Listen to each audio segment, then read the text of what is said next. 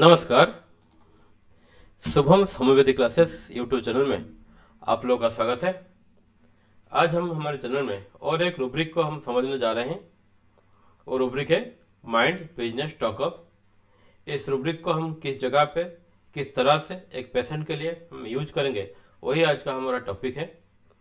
चलिए शुरू करते हैं।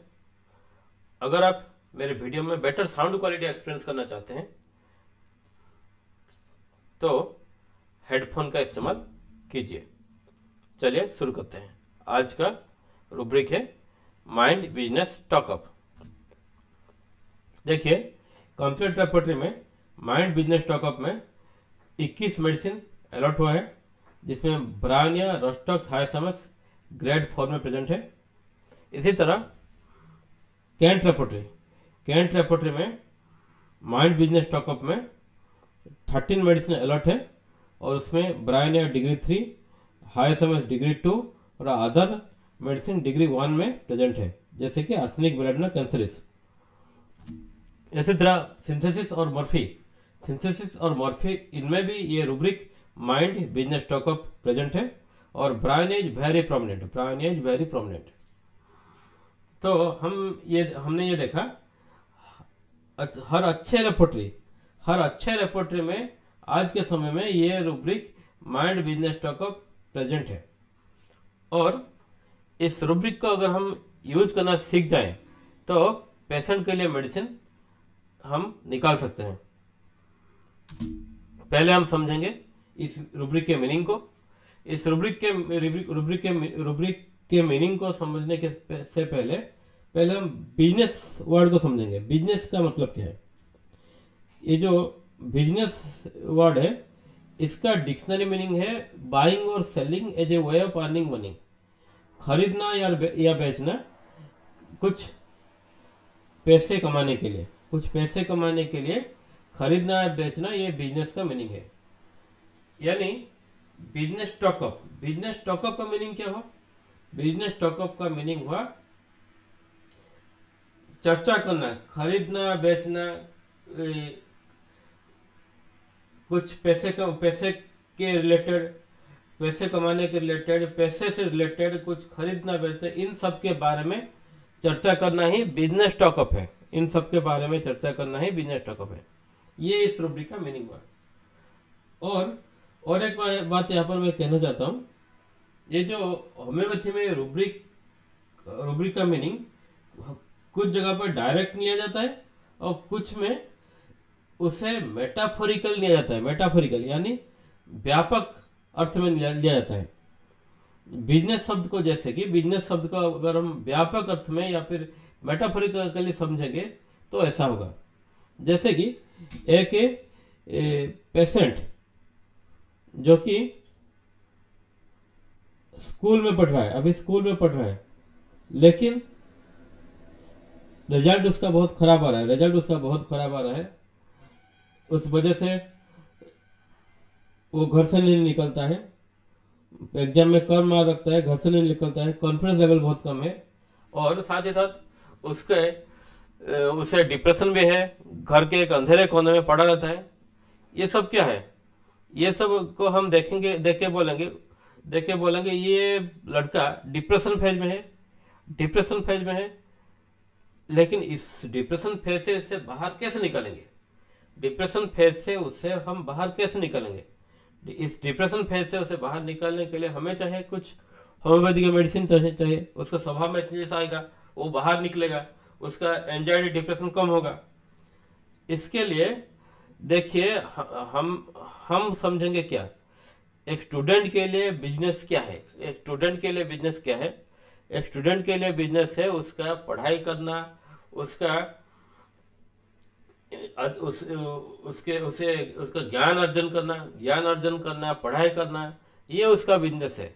ये बच्चा देखिए, ये अपना बिजनेस ठीक से नहीं कर पा रहा है क्योंकि रिजल्ट खराब कर रहा है, बिजनेस ठीक से नहीं कर पा रहा है और उस वजह से उसके अंदर एक आ गया है, एक डिप्रेशन, एंजाइटी, किसी से घुलना मिलना नहीं, ये सब आ गया है।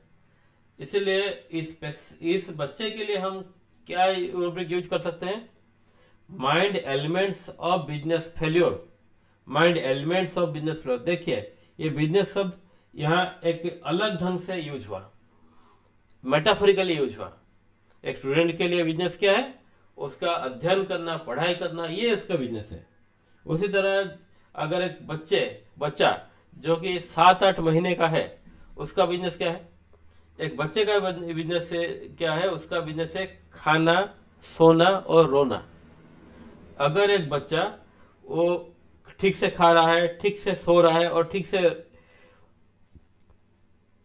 रो रहा है, ठीक से खा रहा है, ठीक से सो रहा है और ठीक से रो रहा है, तो वो बच्चा अपना बिजनेस ठीक से कर रहा है। और उसी तरह एक अडल्ट आदमी, हम जैसे, ये एक अडल्ट आदमी अगर अगर पैसा ठीक से कमा रहा है, पैसा ठीक से कमा रहा है, उसका नाम है, उसका शोहरत है, उसके पास प्रॉपर्टी है, तो वो अपना बिजनेस ठीक से कर रहा है, वो अपना बिजनेस ठीक से कर रहा है। देखिए हमने बिजनेस वर्ड को डिक्शनरी मीनिंग से देखा, क्या है? खरीदना या बेचना, to earn profit, to earn money. उसी बिजनेस शब्द को हम थोड़ा व्यापक अर्थ से देखा, यानी मेटाफोरिकल देखने से उसका मीनिंग बदल जाता है। ये सब मीनिंग अगर हम समझेंगे तो पेशेंट के लिए मेडिसिन हम निकाल सकेंगे। देखते हैं अब हम किस तरह से ये माइंड बिजनेस टॉकअप, जिसका मीनिंग है चर्चा करना, बिजनेस के बारे में चर्चा करना, खरीदना बेचना, पैसे के बारे में चर्चा करना, ये मीनिंग है, उसको किस तरह से यूज करते हैं ये इसको देखते हैं।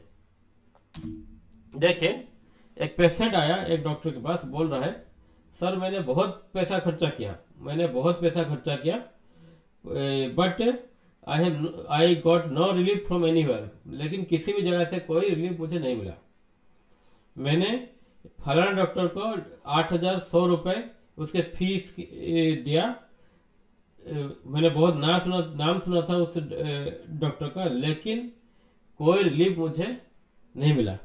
फिर होम्योपैथी के डॉक्टर ने उससे पूछा जे what are the changes develop in your mind during pain, what are the changes develop in your mind during pain. उस वक्त उस पेशेंट ने बोला I cry during stomach pain, मैं रो पड़ता हूँ, स्टोमक मुझे पेट दर्द इतना होता है मैं रो पड़ता हूँ, चिल्लाता हूँ, रो पड़ता हूँ। And a little noise or even someone's any suggestion makes me angry।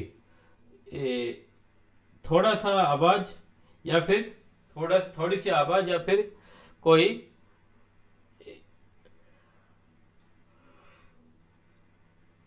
इंसान का कोई सजेशन मुझे इरिटेट कर देता है। इन बातों को अगर हम समझ पाए, इसके पीछे का फीलिंग को अगर हम समझ पाए, तो हम रूब्रिक तक पहुंच सकते हैं और रूब्रिक से मेडिसिन तक पहुंच सकते हैं। इस पेशेंट का फीलिंग यहाँ पर क्या है? इस पेशेंट का यहाँ पर फीलिंग है एंग्विश, रोता है, चीखता है दर्द के मारे, ये एंग्विश है। फिर क्या है? इरिटेबल है, क्योंकि वो चिढ़ जाता है, pain from, irritable pain from. और एक फीलिंग पेशेंट के अंदर स्ट्रांगली है, money is losing but no relief is getting, पैसा बहुत खर्च कर रहा है लेकिन कोई रिलीफ मुझे नहीं मिल रहा है। इन सब को अगर हम रूब्रिक में कन्वर्ट करेंगे, रूब्रिक के लैंग्वेज में कन्वर्ट करेंगे, तो क्या होगा? पहला रूब्रिक हमें मिलेगा माइंड बिजनेस टॉकअप, क्योंकि वो पैसे के बारे में बोल रहा है, उसका पैसा जा रहा है, पैसा खर्च हो रहा है लेकिन रिलीफ नहीं मिल रहा है, ये बोल रहा है, तो माइंड बिजनेस टॉकअप रूब्रिक लेंगे। फिर लेंगे mind anguish pain with stomach in, क्योंकि वो पेट दर्द की शिकायत कर रहा है और पेट दर्द के मारे वो रोता है, तो mind anguish pain with stomach in लेंगे। उस वक्त उससे इरिटेबल नेचर क्या होता है, उसका नेचर में उसकी इरिटेबिलिटी शो होता है, माइंड इरिटेबिलिटी पेन ड्यूरिंग लेंगे। फिर वो पेशेंट बोल रहा है दर्द के समय में कोई आवाज भी नहीं सुन पाता, mind noise aversion to. In sub rubric को अगर हम लेके रेपोर्टाइज करेंगे तो मेडिसिन देखिए क्या आ रहा है, आर्सेनिक, एक सिंगल मेडिसिन। यानी इस पेशेंट को अगर हम आर्सेनिक देंगे, आर्सेनिक मेडिसिन प्रेस्क्राइब करेंगे तो उसका ये जो पेट दर्द है उसमें रिलीफ आएगा, उसके पेट दर्द में रिलीफ आएगा। यही माइंड टेक्निक है। इस माइंड टेक्निक में मेडिसिन कैसे सिलेक्ट किया जाता है पेशेंट के लिए हम समझ रहे थे। इस पेशेंट के लिए आर्सेनिक, मेटोनियम ये सब हाईली इंडिकेटेड मेडिसिन है और शायद इस पेशेंट को रिलीफ मिल पाएगा, ये पेशेंट रेस्पॉन्ड करेगा आर्सेनिक मेडिसिन को। वो मेडिसिन सही करने के बाद उससे हम जान पाएंगे कितना उससे रिलीफ मिला। तो आज के लिए इतना ही। अगर मेरे वीडियोज आपको पसंद है तो मेरे चैनल को सब्सक्राइब कीजिए, बेल बटन दबाइए, कुछ कमेंट भी दे सकते हैं, अच्छा या बुरा। फिर मिलेंगे। धन्यवाद। Thank you.